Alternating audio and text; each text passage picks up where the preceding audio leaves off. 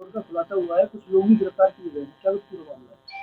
देखिए, हमारी cyber surveillance team ने पिछले गत दिनों में, गत महीनों में जो साइबर की कंप्लेंट्स थी प्रतिबिंब पोर्टल के माध्यम से, एनसीआरपी पोर्टल के माध्यम से, उन्हीं सब कंप्लेंट्स का संज्ञान लेते हुए उनकी जांच की और उसी के क्रम में कुछ एनसीआरपी पे प्राप्त हुई कंप्लेंट्स पे पुलिस ने कार्रवाई की है, जिसमें कि 32 लोग अलग अलग थाना क्षेत्र से गिरफ्तार हुए हैं और जिसमें 3 मुकदमे पंजीकृत किए हैं। पहला मुकदमा ताजगंज में पंजीकृत कराया गया है, जिसमें 24 लोग गिरफ्तार हुए हैं।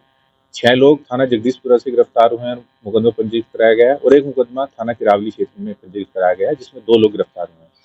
ये तीनों ही अलग अलग जो मुकदमे पंजीकृत हुए हैं, इसमें 3 अलग अलग गिरोह बड़े पैमाने पर लोगों को बहला फुसलाकर उनके अकाउंट्स खुलाते थे, नकली जो फर्जी आईडी पर सिम खरीदते थे और उनसे लोगों के साथ धोखाधड़ी करते थे। अभी तक की प्रथम दृष्टया जो जानकारी प्राप्त हुई है, उससे इन पर 500 से ज़्यादा एनसीआरपी कंप्लेंट्स देश के अलग अलग राज्यों से इनके ऊपर दर्ज हैं और इनके ऊपर इसके अलावा एनसीआरपी कंप्लेंट्स के अलावा कई जगह से धोखाधड़ी और बाकी अन्य शिकायतें भी हैं।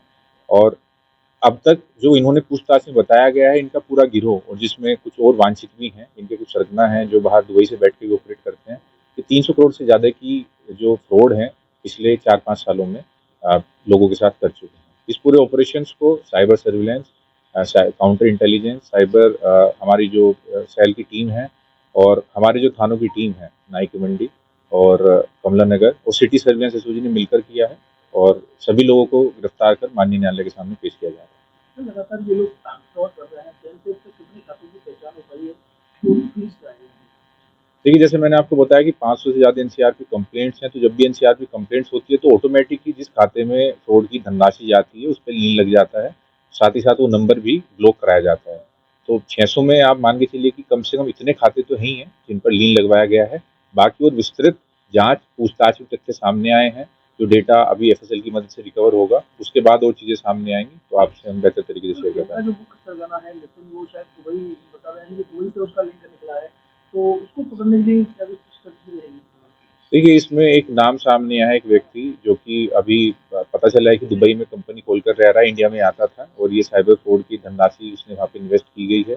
तो लीगल प्रोसेस से जो भी साक्ष्य हमने संकलन किए हैं उसके आधार पर कार्रवाई की जाएगी। साथ ही साथ जो इन साइबर अपराधियों को द्वारा अवैध संपत्ति अर्जित की गई है, नियम अनुसार उसे भी न्यायिक प्रक्रिया में लेते हुए उस पर भी कार्रवाई की जाएगी। इस तरीके से किसी घटना को कौन, जैसे खाते खुलवाने वाली एक टीम हो, कोई निकालने वाली, तो इस तरीके से ये पूरा काम करता था? देखिए, इसमें कई लेयर्स थी। पहला तो जो फ्रॉड करता है वो अलग अलग मोडस ऑपरेंडी से करता है। फ्रॉड करने के लिए उसे खाते चाहिए जिसमें वो फ्रॉड की गई राशि को ले सके।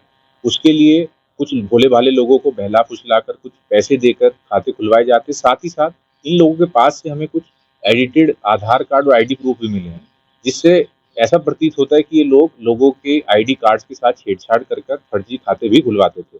साथ ही साथ कुछ लोग जो लोगों से सिम लेकर इन्हें प्रोवाइड करते थे ताकि जिससे ठगी की जा सके। तो अलग अलग लोगों का अलग अलग कार्य था। कुछ लोग नौकरी का झांसा देकर फ़ोन करते थे और उसमें जो ठगी की रकम थी वो मंगवाते थे। तो हर किसी का किसी न किसी स्तर पर इन्वॉल्वमेंट है। ये पूरी सप्लाई चेन थी जिसे कि हमारी साइबर सर्विलेंस और काउंटर इंटेलिजेंस टीम ने हमारे अन्य पुलिसकर्मियों के साथ मिलकर पूरी चेन को तोड़ा है।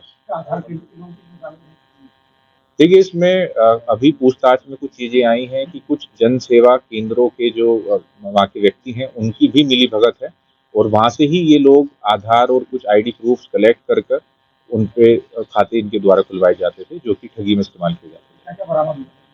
इनके पास से देखिए गाड़ी बरामद हुई है, इनके पास से कुछ हमें चेक बुक, पासबुक बरामद हुई है, कुछ कैश बरामद हुआ है, कुछ आईडी कार्ड बरामद हुए हैं जो एडिटेड हैं, कुछ खातों की जानकारी हमें मिली है, साथ ही साथ प्रिंटर भी हमें बरामद हुआ है, जो कि ऐसा प्रतीत होता है कि इसी से ये लोग जो आईडीज थी उन्हें एडिट कर खाते खुलवाते थे। देखिए, जैसा कि मैंने बताया कि 500 से ज़्यादा एनसीआरपी की कंप्लेंट्स का संज्ञान लेते हुए प्रतिबिंब पोर्टल के माध्यम से हम लोगों ने कार्रवाई की है। तो इसमें अभी और भी लोग हैं जो कि चिन्हित किए गए हैं, पूरा वेरिफिकेशन, ग्राउंड वेरिफिकेशन किया गया है। तो आगे आपको इससे भी बड़ी कार्रवाई जल्दी और देखने को मिलेगी।